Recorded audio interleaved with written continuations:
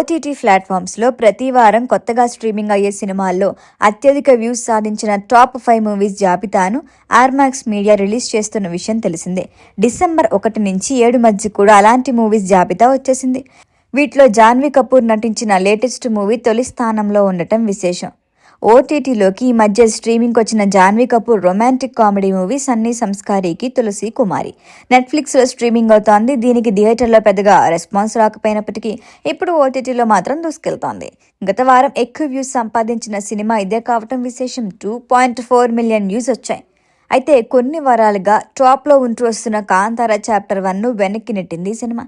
Amazon Prime వీడియోలో streaming అవుతున్న Kantara prequel movie 2 million వ్యూస్తో రెండో స్థాయికి పడిపోయింది. ఇక టాప్ 5లో మూడో స్థానంలో Hollywood blockbuster movie Mission Impossible Final Reckoning ఉంది.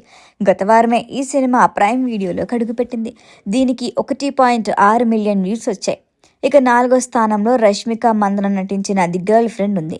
ఈ సినిమా నెట్ఫ్లిక్స్లో స్ట్రీమింగ్ అవుతోంది.